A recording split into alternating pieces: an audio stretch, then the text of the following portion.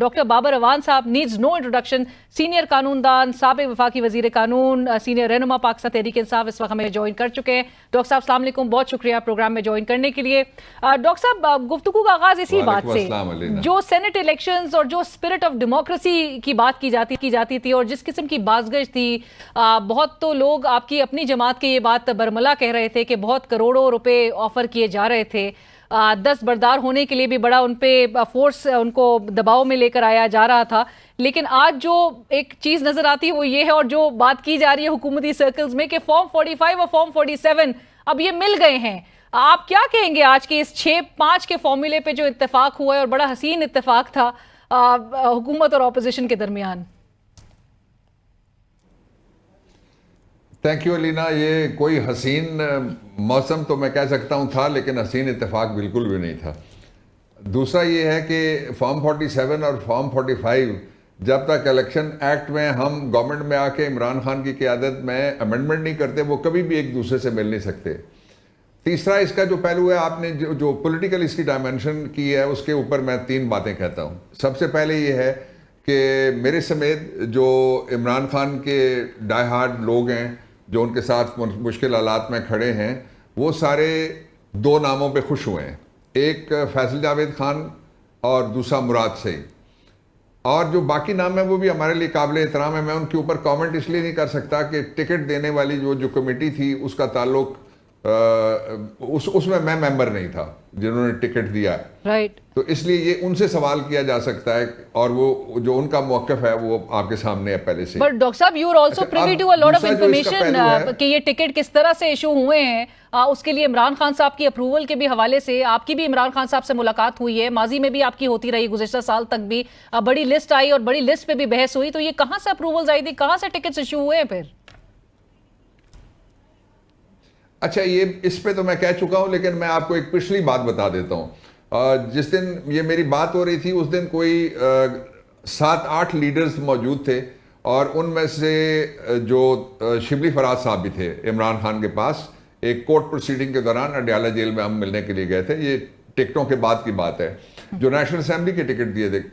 उसमें उन्होंने मुझे एक मौके पे नहीं, 3 मौके पे इमरान खान ने खुद कहा, उन्होंने कहा कि बाबर मैंने टिकट कोई नहीं अप्रूव किए, मेरे पास ना कोई लिस्ट आई है ना मैंने देखी है। अच्छा, फिर मैंने कहा कि अगर ऐसा है तो इसकी इंक्वायरी होनी चाहिए। उन्होंने फिर एक मरकजी लीडर जो पार्टी के और उनके स्टाफ के अहदेदार थे, उनको कहा कि आप इसकी तफ्तीश करें और इसकी इंक्वायरी करके मुझे आप रिपोर्ट दें। उस इंक्वायरी का क्या बना, वो रिपोर्ट हुई या नहीं हुई, I do not know frankly speaking. Doctor साहब, किसको हिदायत दी थी इमरान खान साहब ने इंक्वायरी की? उनके जो चीफ ऑफ स्टाफ हैं शिबली फराज साहब को दी, उन्हीं को हिदायत दी थी। ठीक,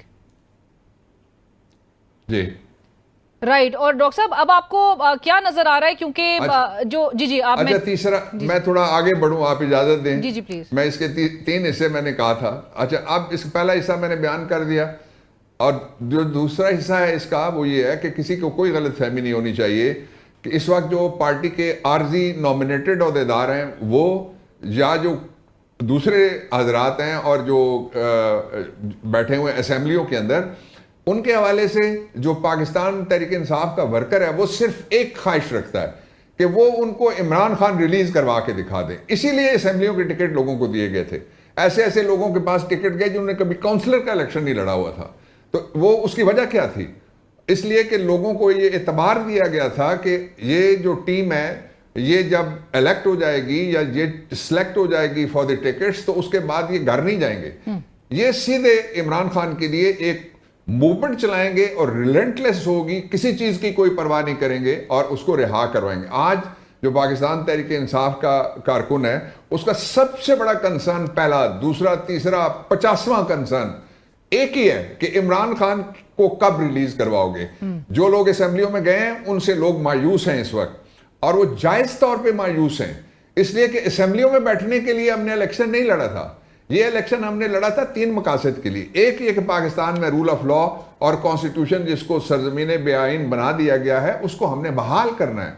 दूसरा मकसद ये था कि हमने पाकिस्तान के लोगों को एक हकीकी आज़ादी दिलवानी है, और तीसरा मकसद ये था कि नाजायज मुकदमात में इमरान खान को रिहा कराया जाए। अब अगर ये एजेंडे का आइटम नहीं है पहला और दूसरा और 50वां, तो बाकी किसी आइटम में मेरे समेत किसी भी कारकुन को कोई दिलचस्पी नहीं होगी। तो यानी कि ओहदों पे आना, ओहदों पे बैठना, जो पहले बैठे हुए हैं, So, डॉक्टर साहब, बैठे हुए हैं, जी उनकी परफॉर्मेंस भी देख लें। डॉक्टर साहब, ये मुराद सईद में एक जरूर सवाल, and if you want to comment on this, ये बड़ी चेमोगोइयां हो रही हैं और ये बाकायदा तौर पे डिस्कशन टीवी टॉक शोज में भी हो रही हैं कि मुराद सईद साहब के अगर तो नाम सामने आता है तो ये कोई ना कोई डील इस वक्त की बाज़गश्त है। पाकिस्तान तहरीक इंसाफ और जो मुक्तदरा है उनके दरमियान कोई बातचीत हो रही है, कोई जो पॉलिसी है उसमें कोई एक शिफ्ट नजर आ रहा है और कोई ना कोई आप लोग के लिए एक रिलीफ का ये एक सामान के तौर पे देखा जा रहा है। देखिए, मैं ख्याली पुलाव पे यकीन नहीं रखता। ये बातें 2 साल हो गए इमरान खान को, और नाजायज तरीके से अगवाकारी के बाद उनको बंद किया हुआ नाजायज तरीके से, अब वो आइसोलेशन में है, एक सेल में है।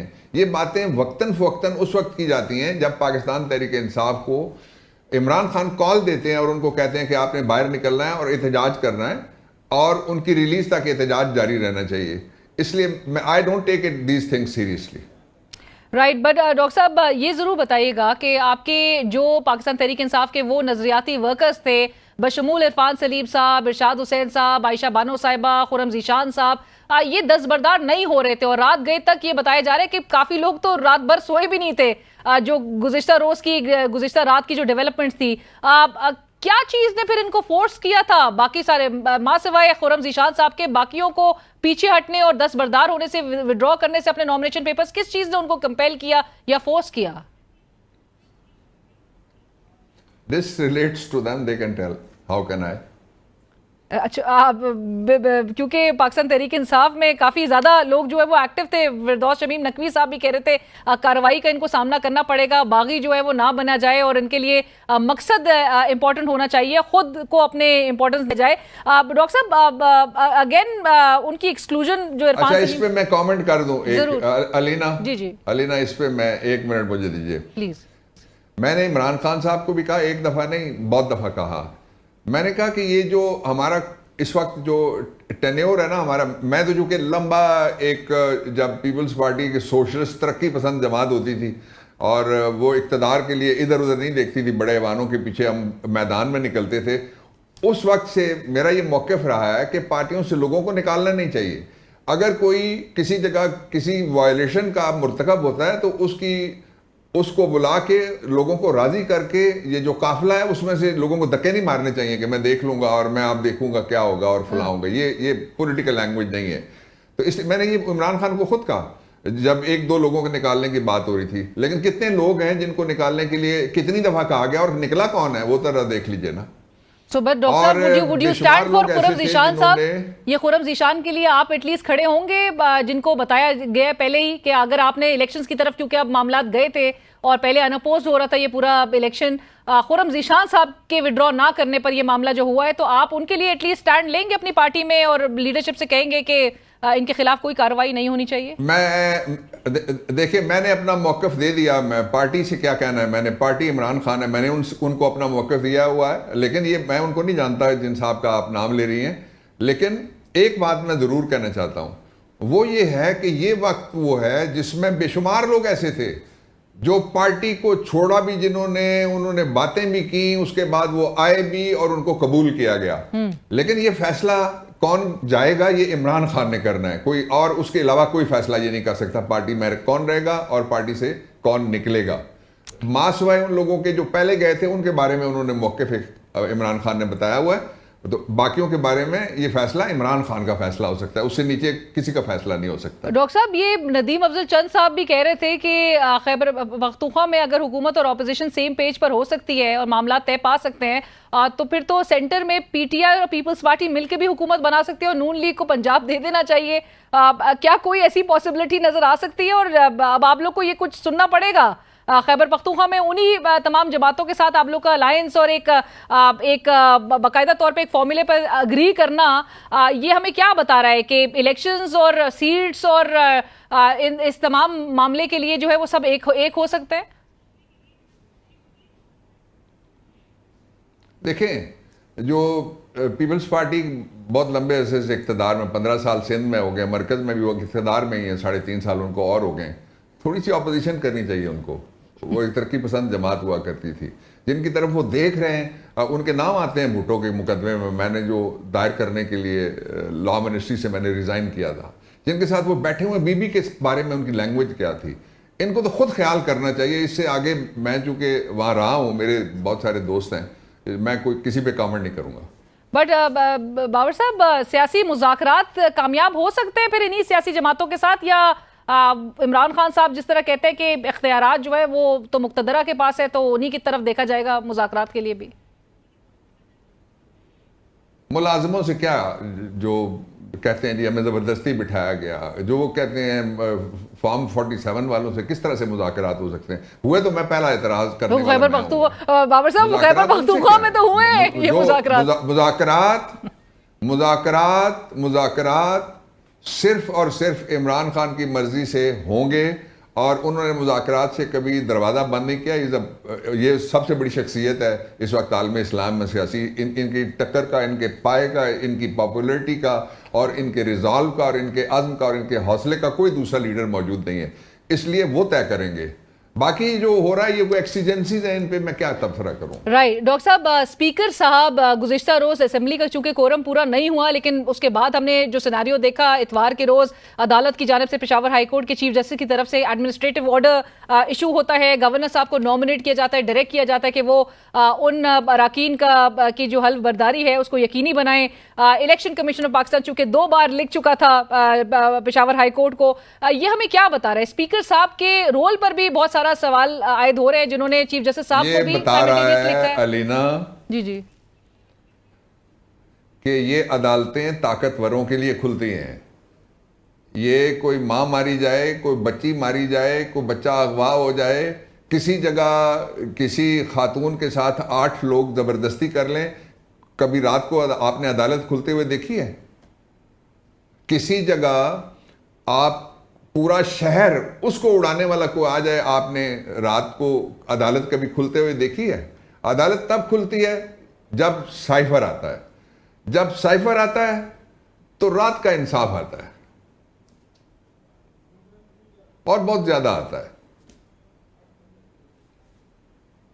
राइट बट बाबर साहब, आपको क्या नजर आ रहा है? एक पिटिशन कर दी गई है chief justice Peshawar high court के इस एडमिनिस्ट्रेटिव ऑर्डर के खिलाफ स्पीकर साहब की जानिब से। वो कहते हैं मैं ट्रूली एब्सेंट नहीं था, लेकिन कोरम मुकम्मल करना कितनी जिम्मेदारी थी स्पीकर साहब की खुद भी?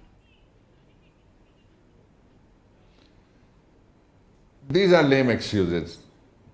इजलास होना चाहिए था, और जो पार्लियामेंट्री सिस्टम है उसके अंदर इजलास लाजमी है।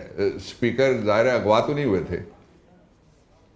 और बाबर साहब, ये चूंकि हुकूमती पॉइंट ऑफ व्यू ये है कि कोई आईनी इख्तियारात से तजावुज़ नहीं किया पेशावर हाई कोर्ट के चीफ जस्टिस साहब ने, आपके ख्याल में ये एक जुडिशल ओवर रीच के तौर पे देखा जाएगा? हाँ, कॉन्स्टिट्यूशन के ऊपर ओवर रीच के तौर पे देखा जाएगा। और जो आर्टिकल 255(2) का जो हवाला दिया जा रहा है कि उसके अकॉर्डिंगली इसको यकीनी बनाना था। यकीनी बनाना एक बात है, किस फोरम ने यकीनी बनाना है, और जो पावर दी गई है इसके ऊपर बाकायदा इस्लामाबाद हाई कोर्ट में एक फुल बेंच बना था 3 लोगों का, जिसके हेड कर रहे थे जस्टिस अतर साहब, और पंजाब के गवर्नर की तरफ से मैं वकील था। ये मामला तयशुदा है पहले से ही कि जिसको पावर आइन देता है वो डेजिग्नेट किसी को नहीं कर सकता कि ये पावर मेरे पास है, ये मैं फलाने को दे रहा हूं, वो नहीं कर सकता। वो पावर इन पर्सोनम होती है, इन रेम नहीं होती कि वो बांटता फिरे। इसलिए ये गलत है आईनी तौर पे, least said. Right, thank you so much doctor साहब फॉर ज्वाइनिंग अस, बहुत शुक्रिया। और इसी के साथ ही कल तक के लिए इजाजत दीजिए, अल्लाह हाफिज।